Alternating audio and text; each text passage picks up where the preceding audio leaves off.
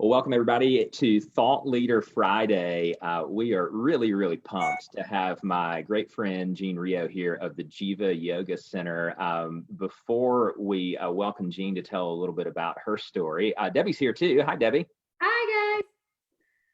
Thankful to have you here as always. So I got to tell a quick little funny story about how Jean and I met, and I didn't prep her for this. So I think I first met you and Ken back in late 2011, maybe early 2012, and yoga was completely foreign to me at that point in time. And my perception of it at that point in time was it was like really flexible ladies standing on their heads and people doing chants of some sort.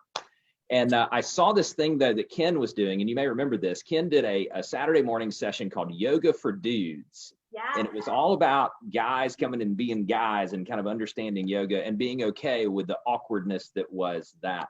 And so I came to that, and it was me and maybe 10 other guys, and have been in love with the idea of yoga and the exercise itself ever since. It is amazing to me the amount of work that can be done in a space the size of a beach towel. So I'm excited for you to share your perspective with our crew on everything today. And so I guess let's first help the group understand who you are and what your background is coming into this. And maybe tell us a quick version of the Jean story, please. Awesome. Well, first of all, I didn't realize you did a Yoga for Dudes class. I think that's amazing. And how many of those dudes have segued into regular practitioners? So that's super great. Yeah. But hi, everybody. I'm Jean Rioux. I started Jiva Yoga Center in 2001, a long time ago, almost 2 decades. It's crazy. And I started because I just really loved yoga, and it just really spoke to me. I've always was a big half marathon runner. I was a real physical aerobics teacher, personal trainer. I just love that physicality. But yoga did something a little different, which is really sweet along with that. So I'm a massage therapist for 25 years now. And the practice of yoga really partnered well with that field. So I just kind of started learning, discovering new ways, learning, doing lots of trainings, being inspired by a lot of really great teachers. And I just want to share it with so many people as I could. Like whatever you're super lit up about, it's just I was so lit up about it, and I still am, but I just want to share it. So I started Jiva, really teeny tiny, and just kept expanding it. And we ended up getting too big for our space where we started, and we're here now in a new space. And the community is just amazing. I have 25 awesome teachers now that work with us. We have a chiropractor and other massage therapists. So it's a really beautiful healing center. People have connected here at Jiva. People have moved to Hilton Head based on their new friendships they've made at the studio, because it's just another connecting point for people. So, I mean, the thread through my whole life has been, I love connecting people. I mean, it's so awesome to see people meet that didn't know each other before. They become great friends, or one person can help someone else out. So just the community aspect of it just really lights me up. And so that's what really feeds me. So it's challenging right now not to have that right here in front of me, Well, you mentioned so many interesting connection points that I'm sure resonate with the folks who are watching this today. It's predominantly, as you know, real estate agents, real estate sales teams, broker owners of firms that are watching this. And so there's this interesting people connection in the work that we do and the value that we're able to add to people. So as you alluded to, not only do you know this really well, you've built a business around it. And I know a number of the folks that are clients of ours who vacation here come and pop in on classes from time to time. So before we kind of get into doing a little bit of Q&A on the front end, I'll lay some groundwork for those of you who are watching the video. And then Debbie, I'm going to come to you to start our questioning. If you've participated in Thought Leader Friday before, you know that usually we do the Q&A at the back end of it. And today we're going to do Q&A at the front end because Jean has some really exciting work that she's going to do with you toward the back end of today's discussion. Along the way, as you're learning things either about yourself or you're learning through Jean, feel free to go ahead and drop some comments in because we'd love to know the impact that this is having on you, either externally or internally. So Debbie, get us kicked off with a little Q&A if you don't mind. What would we like to ask Jean about this morning? Oh, sure. Yeah, thanks. Hi, guys. Hi, Jean. Welcome. Thanks for joining us today.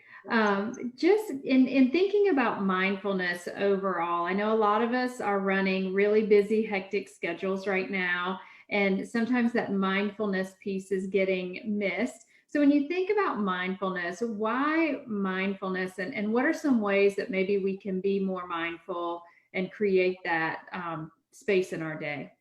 Wonderful. Good question.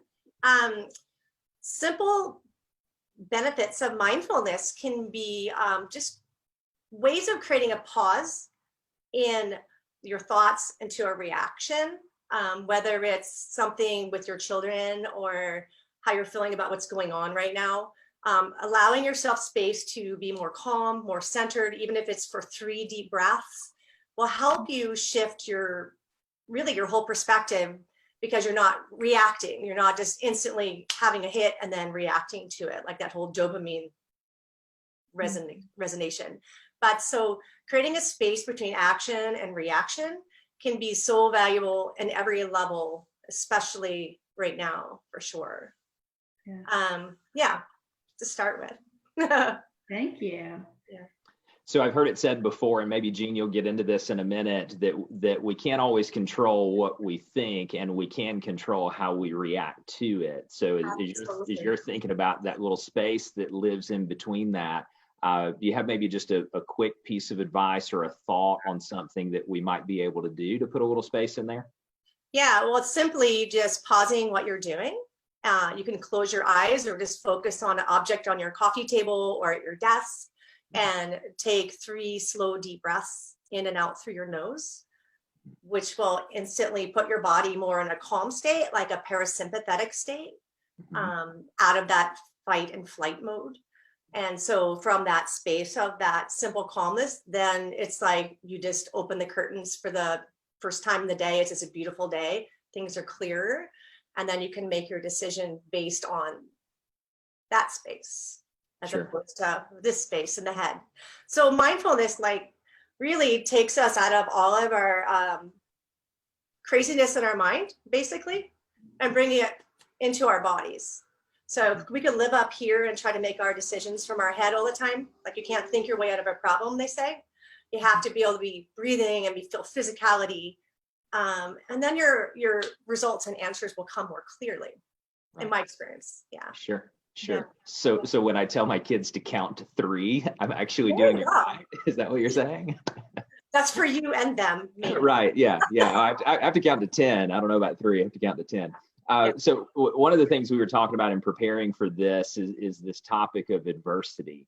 And adversity, of course, has varying degrees of perspective for everyone. Yet I think we'd probably all agree that there's a little more adversity that we need to overcome in today's world than maybe there was 2 or 3 months ago. So if I'm sitting here watching this, or I'm interacting with you, and I were to say, Jean, what can I do to sort of work through adverse situations? What advice might you give to that? Good question. Yeah, and I don't have, everybody's going to work through their situations differently, because we all have different challenges or different responsibilities. So number 1, I would say having compassion for ourselves, for what our responsibilities are and what we're working with. And then also the whole thing about walking in another man's shoes, allowing compassion to be for the other person, so we don't just spew our advice on them. So holding space for all of us, including each other, ourselves, to be with what's going on, and to be clear, become more mindful about what's going on and what our responsibilities are, so that we can make the correct decision for ourselves first. But then as a whole community of realtors, community of people on this Hilton Head Island or wherever we live, making those decisions that are good for us can be good for everybody. Sure. Answer that, as opposed to being what's right for me right now. I'm going to hoard toilet paper, so I'm going to be okay, or whatnot.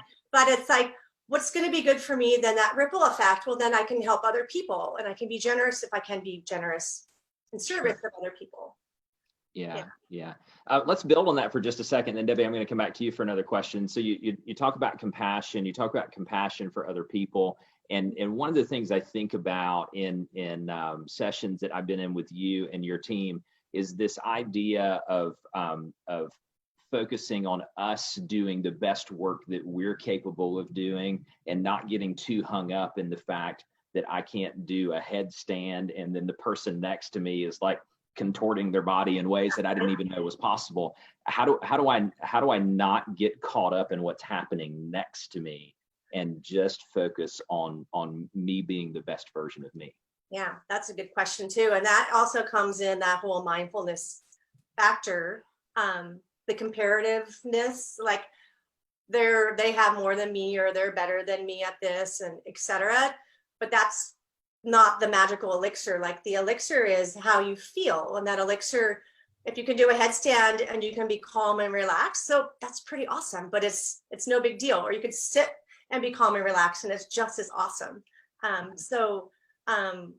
Letting go of that easy to say, that competition and like wanting to be as good as, and accepting where you are in this moment as a starting point and as a place of presence, like right now. If you're here, you are now, and then you work from there. Does that answer that one? Yeah, I'm with you there. Debbie, what else you got for Jean? Yeah, so since I'm not in Hilton Head and I don't know much about like your studio and the types of classes, I'm a huge gym rat. And so first of all, I'd love for you to share with the viewers what type of yoga classes you guys offer, and a little bit about your instructors, like how many do you have, how large is your studio, that sort of thing. Awesome. Yeah, thanks. So we have primarily vinyasa flow classes. And what that means is a fancy word for movement. It's more dynamic breath and movement. It's like the up dog and the down dog. You've probably seen those pictures of that. Yeah. So it's more dynamic and more athletic. So we have a lot of that. Okay. And the breath combination with the movement helps create that sense of mindful presence while you're doing it, as opposed to just doing movement for movement's sake. So it makes it sweeter that way. But we also do have a lot of classes that are more foundational. So like if you were to come in and you didn't know what the heck was going on, it'd be a great place to start, and you learn the basic postures, like what is a warrior pose? I don't know. How do I do it? How do I get there? So there's a lot of that. And we have several restorative, relaxing classes, which are super important anymore, where you're supported up on like bolsters, there's blankets involved, there's eye pillows involved, and it's really chill out, which for some of us can be really challenging to turn off our minds, right, and relax. And then we have some classes that are more therapeutic in nature, like my shoulder or my hips, things that we can do to help increase range of motion and mobility. Whether you're an athletic person in tennis or running, you can use yoga as a complementary way to help, with all that range of motion. So we offer such a great variety, and that's what I feel has been our super strong point. So we get a wide variety of ages here, which is great. In the winter, we get a ton of snowbirds. The same people come every year. It's so cool. They're our old friends now. Like for 15 years, they've been coming to see us, and we are here to see them. So the studio in Hilton Head, we have 2 yoga rooms. And then Bluffton, our location, has 1 room. Okay. Yeah. Yeah. So great. Thanks for sharing that. And the reason I asked that is for me, and there may be other viewers out there that don't typically go to yoga classes. Like, I've actually been to 2, and I will say that those are probably the funniest 2 days of my entire life. And with that said, I do go to the gym often. And so when you think about the time that we're in right now, and I'll use myself as an example, I'm that person that was up at 5:30 going to the gym every morning doing classes, CrossFit, cardio, all of those various things. And now I'm in this place where I feel like I'm creating a habit of not being physical. So I'm having to force myself to figure out what I'm going to do. So what advice do you have for those who enjoy that physical therapy, but they can't get, not actually physical therapy, but physical exercise, that they can't actually go to this gym? Yeah. And so like before, like you said, you get up at like 5:30. That's amazing because you had to. So even more important now than ever is to keep our schedule. And I'm sure everyone listening is keeping a schedule because you're on this webinar and you're learning and et cetera, but keep your component of exercise equally as important. So it fuels the brain. So maybe it's 5:30, you still get up and you go walk. I don't know if it's safe to walk around your neighborhood. It's dark. I don't know how that works, but something in your home where you can set up, maybe you have a stationary bike or weight machines and that sort of thing. But making it equally as important in the process of coming out of this whole situation, because it's a huge component of your life going into it, making it equally as valuable now. Yeah.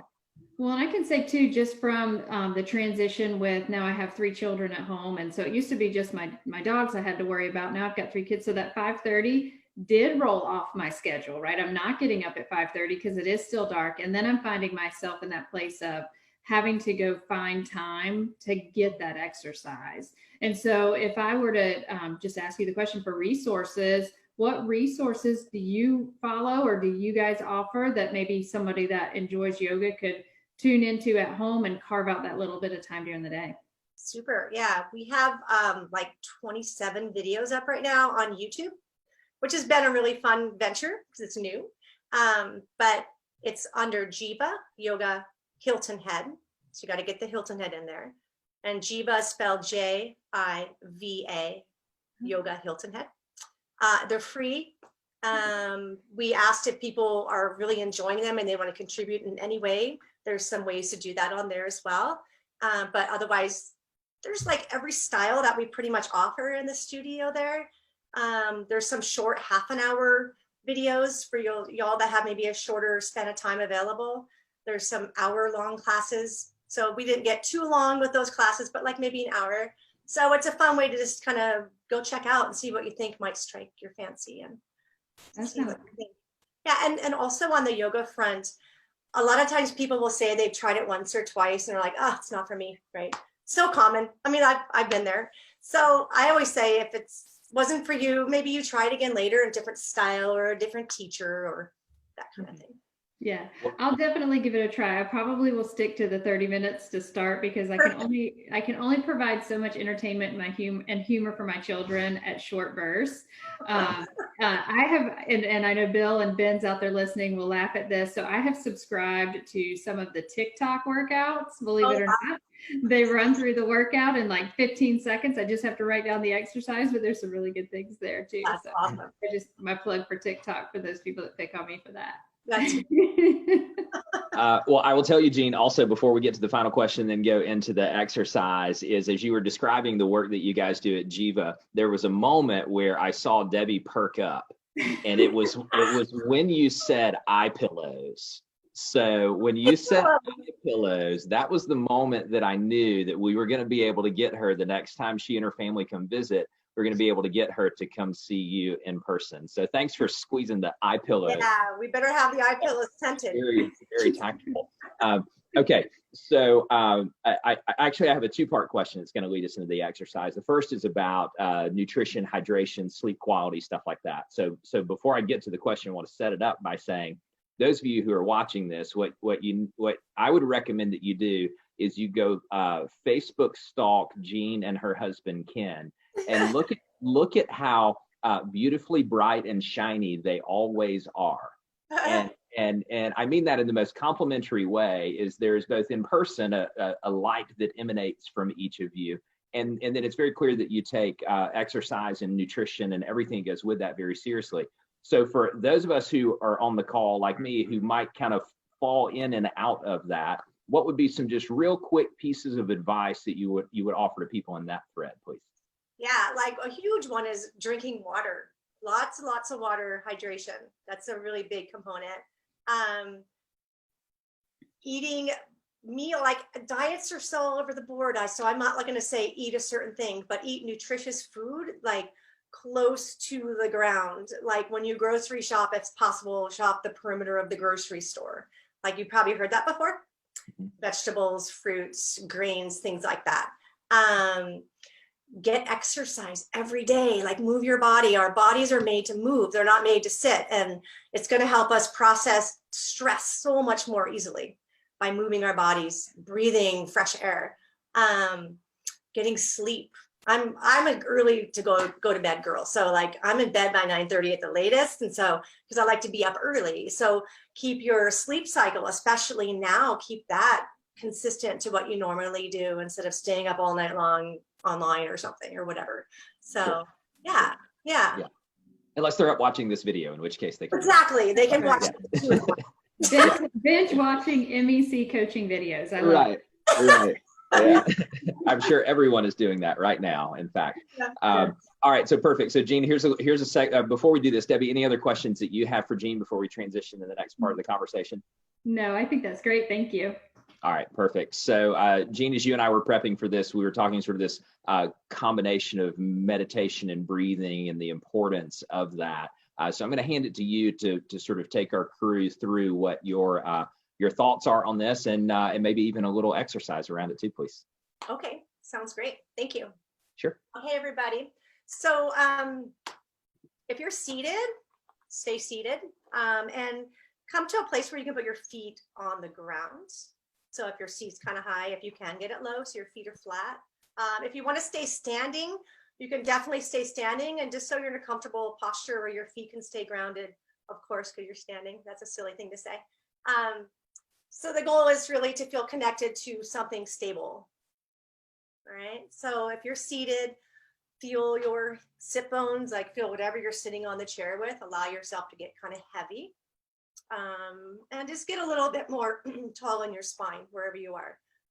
So the spinal, like sitting in a nice tall posture, is going to really bring just a sense of connection to your whole nervous system.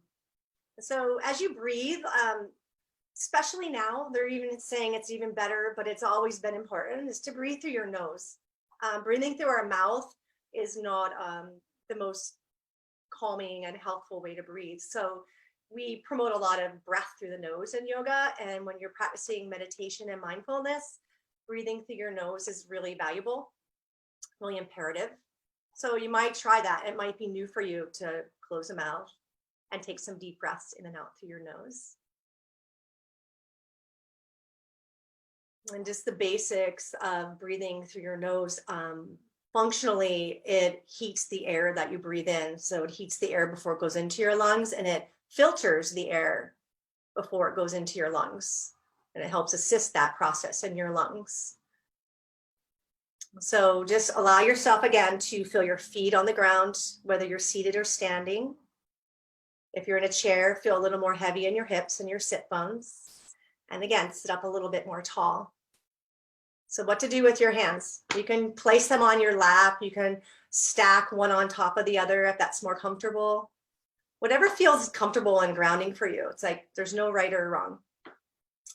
If you want to close your eyes, you can close your eyes. Some people don't like to do that. So you can set your gaze, your eye gaze, to something in front of you so you can soften your eyes. So in yoga, we practice what's called drishti. It's like the seeing of our eyes, where we look in different postures. As a way, it's like a gateway of our taking, and we're simulating our experience through our eyes. And if we're simulating that through a relaxed eye, it's more well received as opposed to a hard eye. If that sounds interesting to you, practice that and just allow your eyes to relax. All the muscles around your eyes relax. And here we are. Again, just bring your focus back to your breath in and out through your nose. And let your breathing be that one pointed direction, that one pointed focus. Relax your jaw. Relax your tongue and let it drop away from the roof of your mouth. And again, just let the focus of your attention be right here at the tip of your nose as your breath comes in and out through it.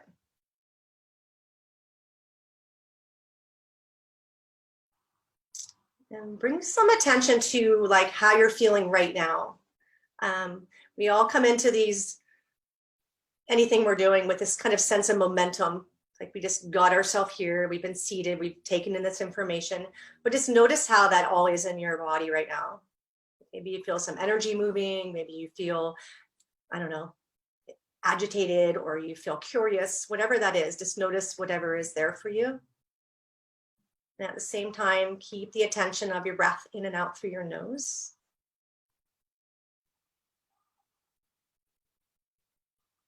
Get curious about where your breathing goes as you inhale. Like, do you feel expansion in your belly and your chest, or is it all really high in your chest?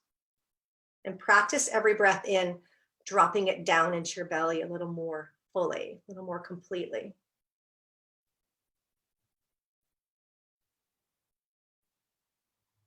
Just keep that curiosity going as you inhale. Like, can you expand your rib cage a little bit more?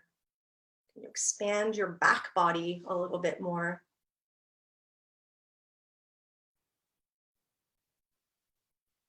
And again, just stay with a focus on your nose. In and out, the breath comes.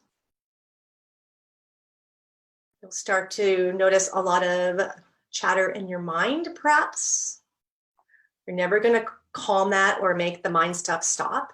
It's just not letting it kind of take over, not allowing it to run your next thought. So as the thoughts come up, let them go as you exhale. And again, just take that deep breath in through the nose. And deep breath out through your nose. So I'm going to ask you to add one more component here. As you take your next inhale, hold the breath in. Could be for 2, could be for 4 counts, without any strain. And as you're ready to breathe out through your nose, do that and just completely empty. And do that a few times. Each time you breathe in, just take it in full to a comfortable level. Hold the breath in for whatever amount of time is comfortable for you. And then slowly breathe out.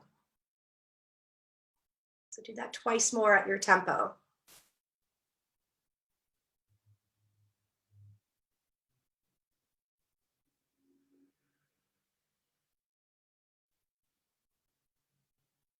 One more time.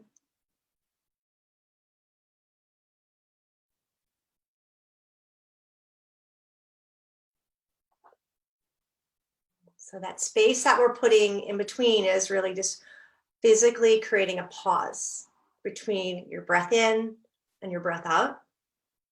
In our practice of yoga, we call that kumbhak. I just love that word. It's like kombucha, but it's kumbhak. And it's practicing patience. So physically, if you start with creating a pause in your breath in and out, you're physically practicing being patient with your breathing, which can then segue into putting a space between your thought and your reaction. So it starts in the physical, and then you can transfer that into your mental world. So the more you practice that slow, deep breath, tiny bit of a pause, slow, deep breath out. So you're physically practicing space between your thoughts, space between your action and reaction. So just practice that like 2 more rounds here.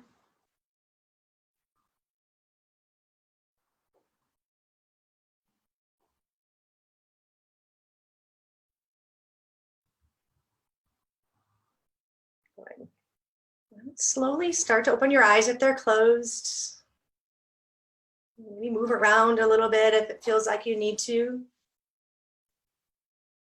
And I'd love to see how or hear how this may have landed for you. Maybe it's new, maybe it's foreign, maybe it's not.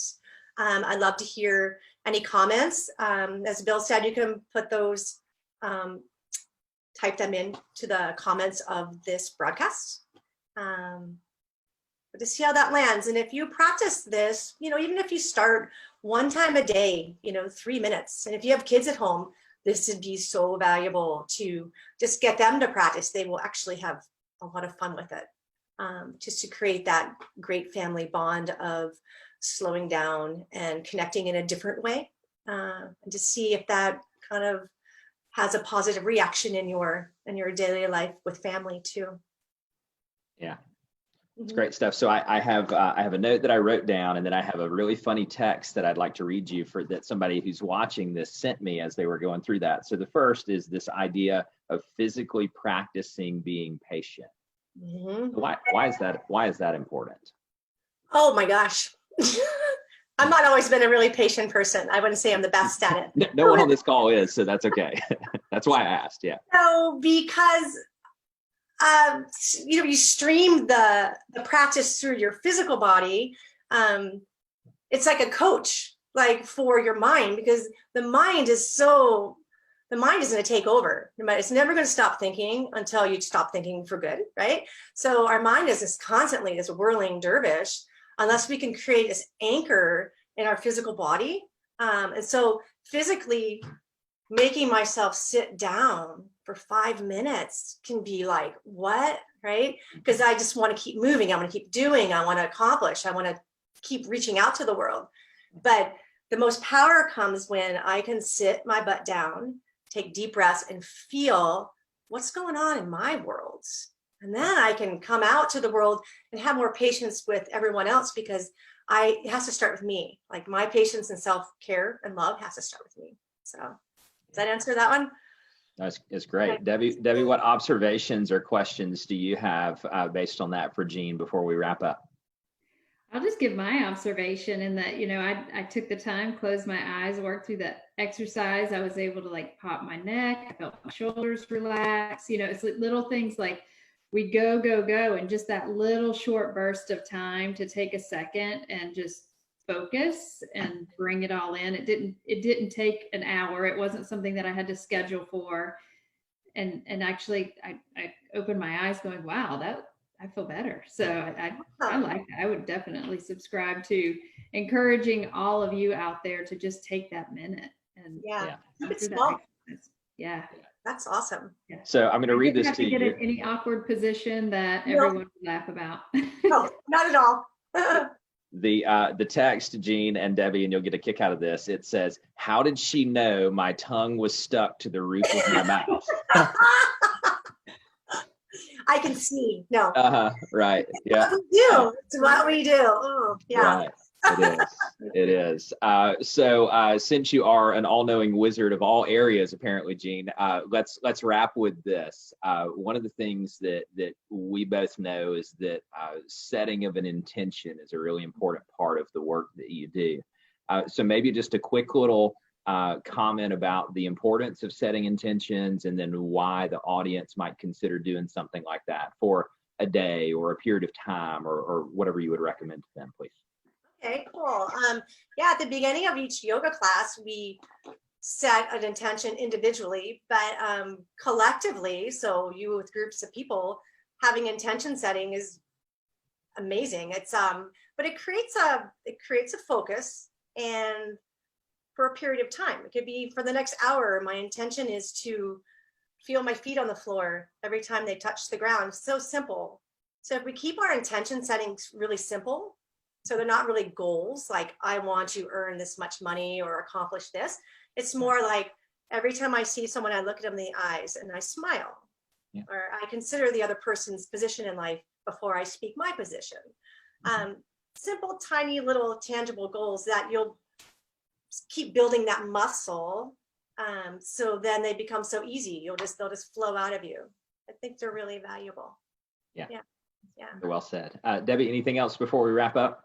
No, this has been great. Thank you.